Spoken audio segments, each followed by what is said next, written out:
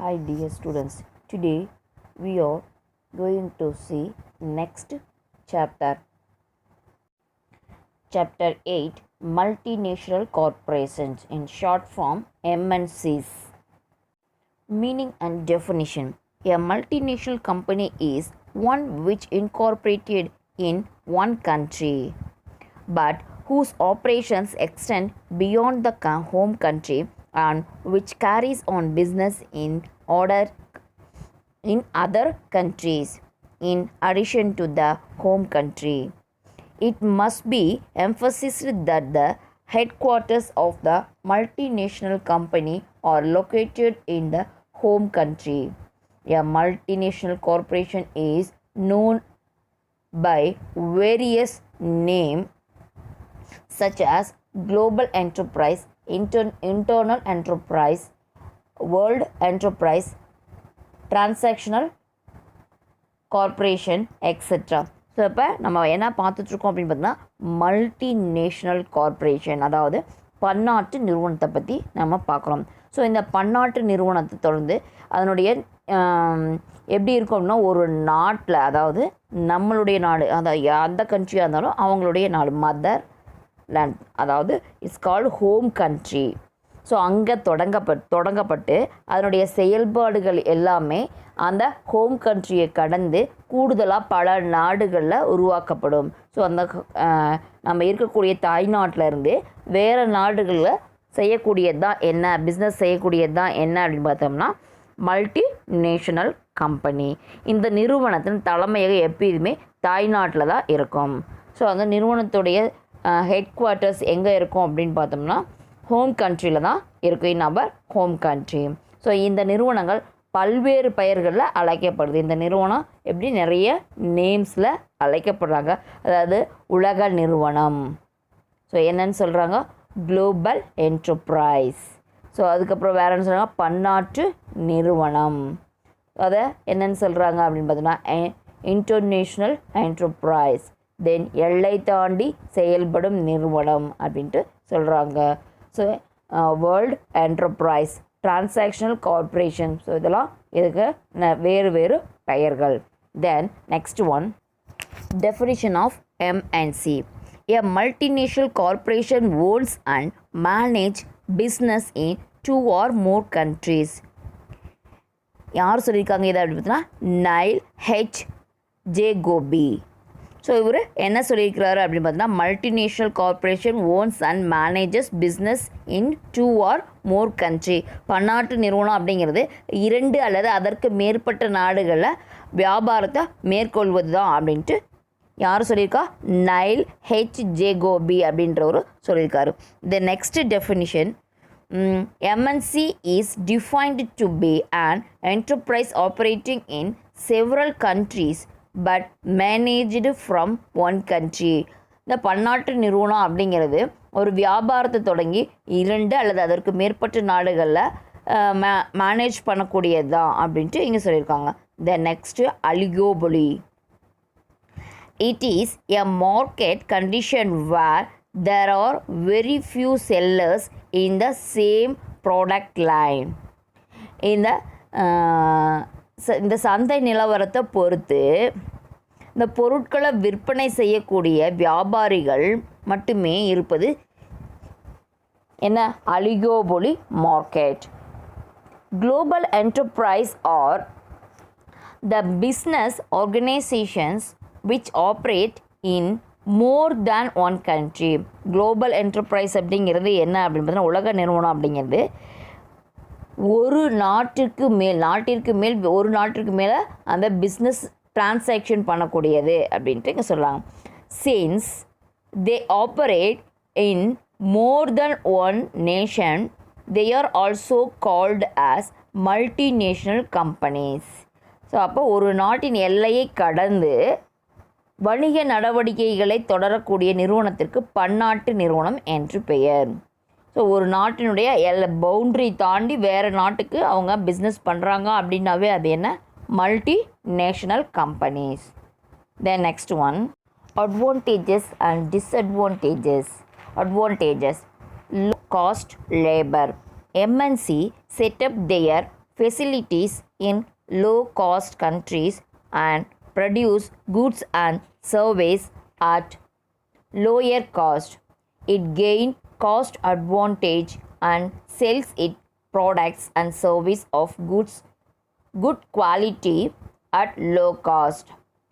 This is not available to smaller companies which operate at regional level. So இப்போ ஃபஸ்ட்டில் நம்ம என்ன பார்க்குறோம், லோ காஸ்ட் லேபர், குறைந்தபட்ச கூலிக்கு வேலை செய்யக்கூடிய பர்சன்ஸ். ஸோ இப்போ குறைந்தபட்ச கூலி வழங்கக்கூடிய நாடுகளில் தங்களுடைய நிறுவனத்தை அமைக்கிறதுனால குறைந்த செலவில் பொருட்களையும் சேவைகளையும் வழங்க முடியுது இந்த எம்என்சியால். இந்த அடக்க விலையில் நன்மைகளை பெறுவதால் தரமான பொருட்களை சேவைகளையும் குறைந்த செலவில் கிடைக்க வகை செய்யப்படுது. ஸோ இப்போ தரமான பொருட்கள் குறைந்த விலையில் கிடைக்குது. சிறிய நிறுவனங்கள் குறிப்பிட்ட வட்டார அளவில் மட்டுமே செயல்பட்டு வருவதால் அவர்களால் சிக்கனமாக பொருட்களை வழங்க முடிவதில்லை. ஸோ ஒரு குறிப்பிட்ட இடத்துல மட்டும்தான் ஸ்மால் பிஸ்னஸ் பண்ண முடியும். ஸோ அந்த மாதிரி பண்ணக்கூடியவங்க அவங்க என்ன பண்ண முடியாது, சிக்கனமாக பொருட்களை வழங்க முடியறது கிடையாது. தென் next one, quality products. The resource, experience and expertise of MNCs in the sphere of research and development enable the host country to establish its research and development system which help it in producing quality goods and services at least possible cost. So இப்போ எப்படி கொடுக்குறாங்க அப்படின்னு பார்த்தோம்னா, தரமான பொருளை MNC companies எப்படி பண்ணுறாங்க, அவங்களுடைய வளங்கள், வசதிகள், அனுபவம், ஸோ எப்படி இருக்குது, சிறப்பு அறிவு ஆகியவற்றை இந்த நிறுவனங்கள் ஆராய்ச்சி மற்றும் வளர்ச்சி திட்டங்களுக்கு தரமாக செலவிட்டு, ஸோ ஆராய்ச்சி திட்டங்களுக்காக நல்லா செலவிட்டு பொருட்களை சேவைகளை குறைந்த செலவில் உற்பத்தி செய்ய முடியுது. The next, proper use of idle resource. Because of their advanced technical knowledge, MNCs are in position to properly utilize idle physical and human resource of the host country. This result in an increase in the national income of the host country.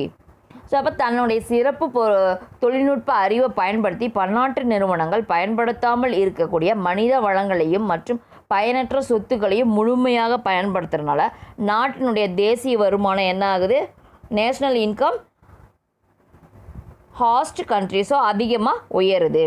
Then next one, improvement in balance of payment position. MNCs help the host countries to increase their exports in as such they help the host country to improve upon its balance of payment position. So அப்போ பன்னாட்டு நிறுவனங்கள் ஏற்றுமதியை அதிகப்படுத்தி வளர்ச்சிக்கு வித்திருக்கின்றன. ஏற்றுமதி என்ன பண்ணுது, அதிகப்படுத்துது. அப்படி அதிகப்படுத்தும் போது நாட்டினுடைய வளர்ச்சி என்ன ஆகும், அதிகமாகும். ஸோ இதனால் நாட்டினுடைய செலுத்து நிலை பலப்படுகிறது. ஸோ நாட்டில் இருக்கக்கூடிய செலுத்து நிலை என்ன ஆகுது, பலமடையுது. Then next one, technical development, அதாவது தொழில்நுட்ப வளர்ச்சி. MNC carry the advantages of technical development in host countries. In fact, MNC are a vehicle for transference of technical development from one country to another. Because of MNC's poor host countries also being to develop technologically. So இப்போ technical development அப்படின்னா தொழில்நுட்ப வளர்ச்சி எப்படி இருக்குது அப்படின்ட்டு நம்ம பார்க்க போகிறோம். ஸோ எம்என்சி கம்பெனியில் எப்படி அதன் மூலமாக தொழில்நுட்ப வளர்ச்சியை ஒரு நாட்டிலேருந்து வேறு ஒரு நாட்டுக்கு மாற்றுறதுனால வளரக்கூடிய நாடுகள் தொழில்நுட்ப வளர்ச்சி பலனை உணர வைக்கின்றது. வளரக்கூடிய நாட்டினுடைய தொழில்நுட்ப வளர்ச்சியை உணர வைக்குது. தென் next one, managerial development. MNCs employ latest management techniques. People employed by MNCs do a lot of research in management. In a way, they help to professionalize management along latest line of management theory and practice. This leads to managerial development in host countries. அப்போ managerial development, மேலாண்மை வளர்ச்சி எப்படி இருக்குது அப்படின்ட்டு பார்த்தோன்னா ஒரு நிறுவனங்களுடைய மேலாண்மை திறமையை பயன்படுத்துது. எப்படி பயன்படுத்துகிறாங்க அப்படின்னா அந்த மேலாண்மை திறமையை கருத்தாக கொண்டு அதனால் செயலாக்கவும் ஆக்குது. அந்த திறமையை கருத்தில் வச்சுட்டு செயலாக்கவும் செய்யுது. ஸோ இந்த நிறுவனங்கள் நாட்டினுடைய மேனேஜரியல் பொசிஷன்ஸை என்ன பண்ணுது, இம்ப்ரூவ் பண்ணுறதுக்கு உதவுது. Then next one, end of local monopolies. So சர்வாதீனத்தை கட்டுப்படுத்துகின்றன. ஸோ எப்படி கட்டுப்படுத்துது அப்படின்ட்டு நம்ம பார்க்கலாம். The entry of MNCs leads to competitions in the host countries.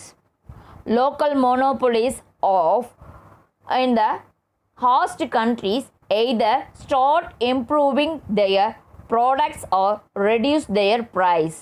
Thus, MNCs put an end to exploitative trade practices of local monopolists. As a matter of fact, MNCs compel domestic companies to improve their efficiency and quality. In India, many Indian companies acquired ISO 9000 quality certificates due to fear of competition posed by MNCs. பன்னாட்டு நிறுவனங்கள் தங்களுடைய நாட்டில் போட்டியை தூண்டுது. So உள்ளூர் சர்வாதீனத்தை கட்டுப்படுத்தி பொருட்களை சிறப்பாக வடிவமைக்கிறதுக்கும் விலை குறைப்பிற்கும் குறைவான விலையில் பொருளை வாங்கவும் வழிவகுக்கின்றன.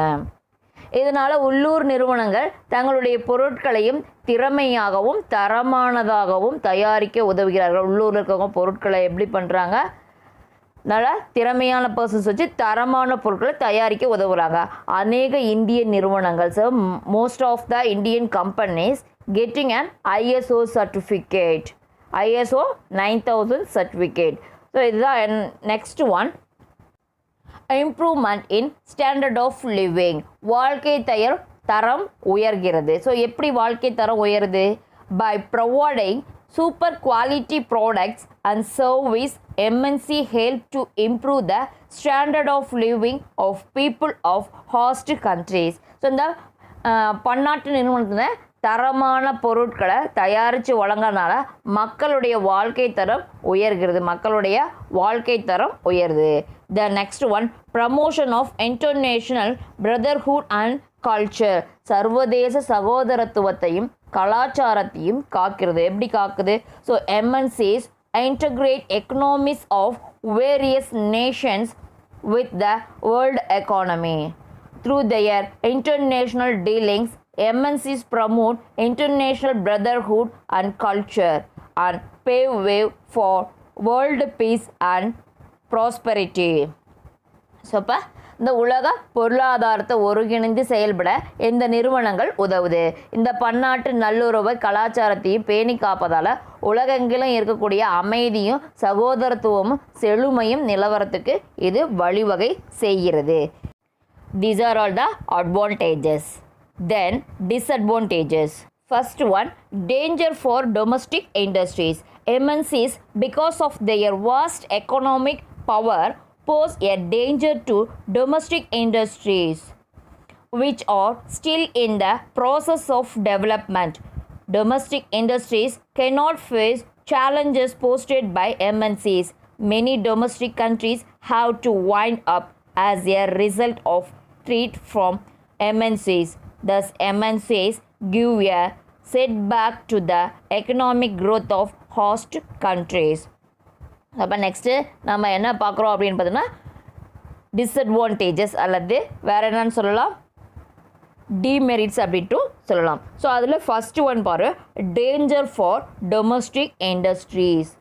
உள்ளூரில் தொழில்களுக்கான அபாயம் எப்படி இருக்குது அப்படின்ட்டு தான் இதனுடைய point.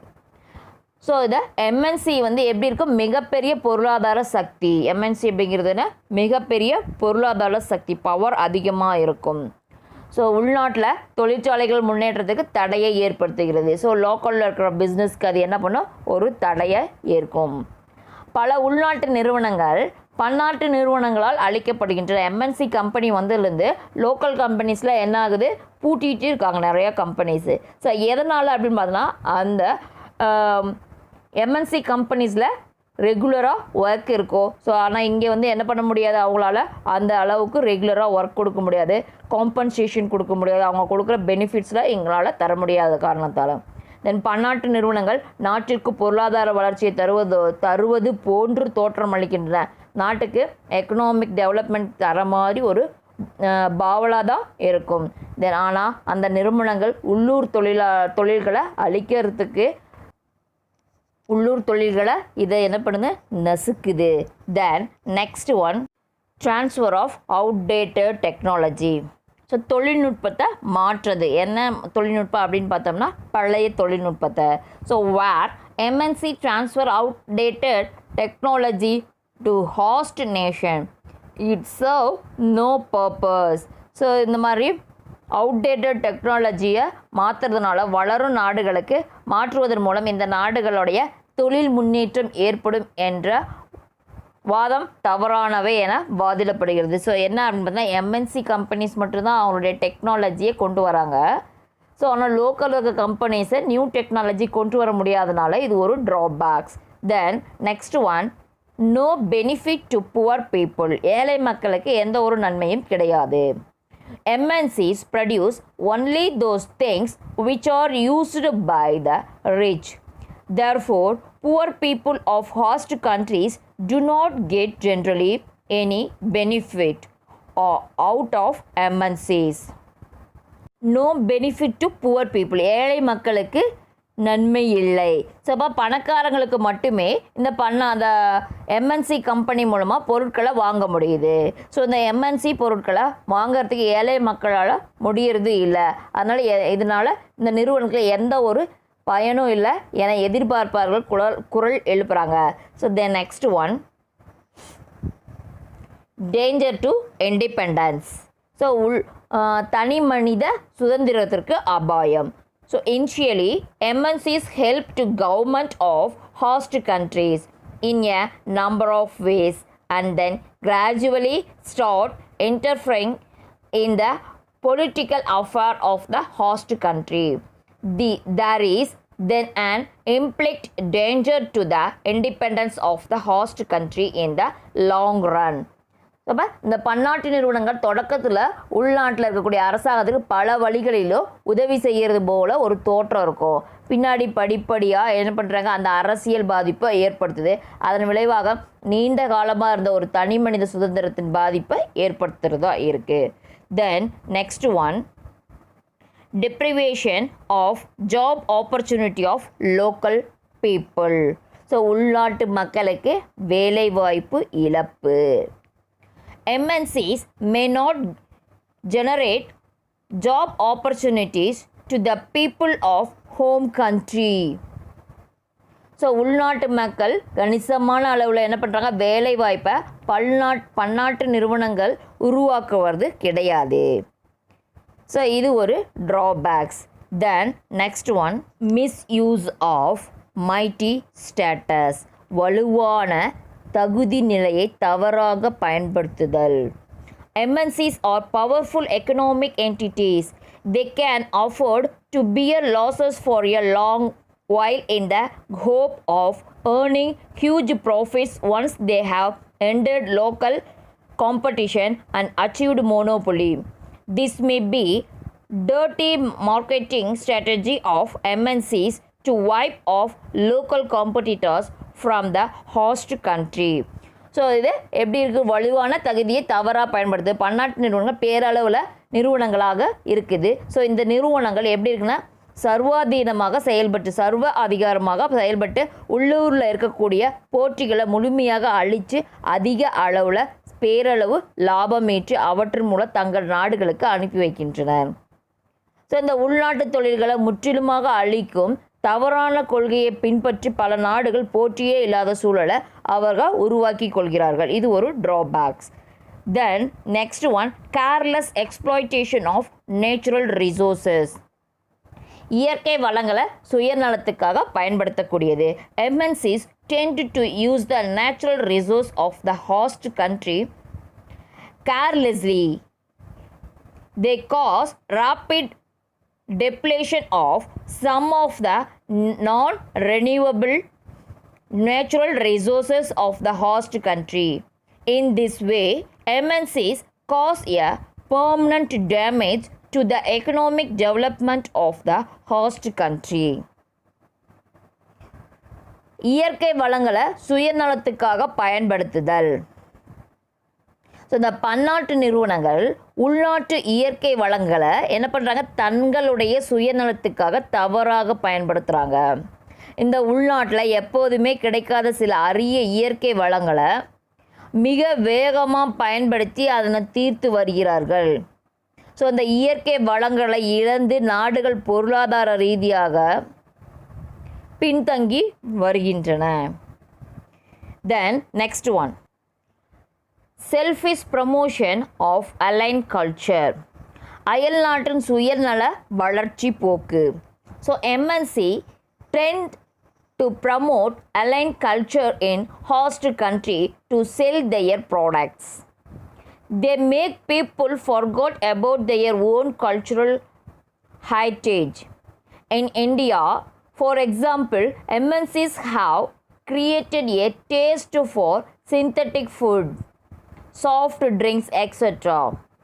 This promotion of foreign culture by MNCs is injurious to the health of people also. So அயல்நாட்டில் சுயநல வளர்ச்சி போக்கு எப்படி இருக்குது? ஸோ அந்த பன்னாட்டு நிறுவனங்கள் கலாச்சாரத்தால், அதாவது எம்என்சி கம்பெனியுடைய கலாச்சாரத்தால் உள்ளூர் மக்கள் தங்களுடைய பாரம்பரிய கலாச்சாரத்தை இழக்கக்கூடிய அபாயம் உள்ளது. ஸோ அவங்களுடைய ட்ரெடிஷ்னல் கல்ச்சரை அவங்க இழக்கக்கூடிய அபாயத்தில் இருக்காங்க. ஸோ இந்த இந்தியாவில் செயற்கை உணவு, பாட்டில் குளிர்பானங்கள் ஆகியவற்றை உண்கிறார்கள். ஸோ செயற்கையாக இருக்கக்கூடிய உணவுகள், அதாவது பாட்டிலில் இருக்கக்கூடிய குளிர்பானங்கள், கூல்ட்ரிங்க்ஸை அவங்க உணவாக உண்றாங்க. இதனால் மக்களுடைய உடல் நலக்கேடு உண்டாகுது. அதனால் என்ன ஆகுது? Injurious to the health of the people. Then last one, neglect industrial and economic growth of home country. And investment in host country is more profitable. MNCs may neglect home countries' industrial and economic development. இந்த உள்நாட்டில் தொழில் மற்றும் பொருளாதார முன்னேற்ற புறக்கணிப்பு. உள்நாட்டு முதலீட்டால் பன்னாட்டு நிறுவனங்கள் அதிக லாபம் ஈட்டினாலும் உள்நாட்டு தொழில் மற்றும் பொருளாதார முன்னேற்றம் ஏற்படுத்துகிறத இது புறக்கணிக்குது. These are all the disadvantages of MNC. Then next one, example of MNCs. List of Indian subsidiary companies of foreign MNCs. So foreign multinational, Indian affiliate subsidiary, company logo. பன்னாட்டு நிறுவனம் அப்படின்றது தான் என்ன? ஸோ அதுக்கு இந்தியாவுடைய துணை நிறுவனங்கள் எதுன்னு இருக்குது. ஸோ அந்த நிறுவனத்துடைய லோகோ, சின்னம் என்னென்ன? ஸோ பேட்டா கார்பரேஷன் ஃபஸ்ட்டில் இருக்குது. அதுக்கு இந்தியாவில் என்ன பேர்? பேட்டா இந்தியா அப்படின்ட்டு பேர். அதனுடைய சிம்பிள் இருக்குது, என்னன்ட்டு பாருக்கோ, பேட்டா அப்படின்ட்டு இருக்கும். Then next one, Colgate Palmolive. So அது இந்தியாவில் என்ன பேர் அப்படின்னு பார்த்தோம்னா கோல்கேட் இந்தியான்னு இருக்குது.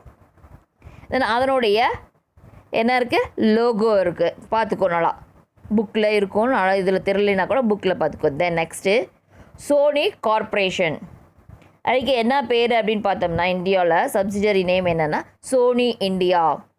ஸோ அதனுடைய எம்பலம் என்ன, லோகோ என்ன அப்படின்னு பார்த்தோம்னா சோனி மொபைல் பிலீவ் அப்படின்னு, make believe, Sony make believe. Then next Suzuki. So அதனுடைய இந்தியாவில் என்ன பேர் அப்படின்னு பார்த்தீங்கன்னா மாருதி சுசுகி. அதனுடைய எம்பலம் என்ன இருக்குது? மாருதி சுசுகிட் இருக்குது. Then next Timex. Timex watches, அதனுடைய சிம்பிள் அப்படின்ட்டு பாரு, டைமெக்ஸ் அப்படின்ட்டு இருக்கும். Then next exam, list of Indian multinational companies and their logo. So என்னென்னா மல்டிநேஷ்னல் கம்பெனி இருக்குது, அதனுடைய லோகோஸ் என்ன? Company headquarters, company logo. Micromax Informatics. So அதுக்கு ஹெட் குவார்ட்டர்ஸ் எங்கே இருக்குது? குர்கானில் இருக்குது. அதனுடைய எம்பலம் Micromax. Then next Hero MotoCorp, அதுக்குனுடைய headquarters in New Delhi, அதனுடைய சிம்பளம் ஹீரோ. தென் நெக்ஸ்ட்டு பஜாஜ், அதனுடைய ஹெட் குவார்ட்டர்ஸ் பூனேயில் இருக்குது, அதனுடைய emblem Bajaj. Then next Britannia, அதனுடைய ஹெட் குவார்ட்டர்ஸ் பெங்களூர், அதனுடைய emblem Britannia. Then next TVS, அதனுடைய ஹெட் குவார்ட்டர்ஸ் சென்னை, அதனுடைய எம்பலம் ஒரு குதிரை ஃபார்மில் இருக்கும், கீழே ஒரு டிவிஎஸ் இருக்கும். தென் நெக்ஸ்ட்டு டாட்டா, அதனுடைய ஹெட் குவார்ட்டர்ஸ் இன் மும்பை, அதனுடைய emblem tata. Then next Infosys, அதனுடைய ஹெட் குவார்ட்டர்ஸ் பெங்களூர், அதனுடைய எம்பலம் இன்ஃபோசிஸ் அப்படின்ட்டு இருக்கும். These are all the list of Indian multinational companies and their logos. Now we completed in chapter 8. Thank you for watching my class videos. We will meet in next class. Bye.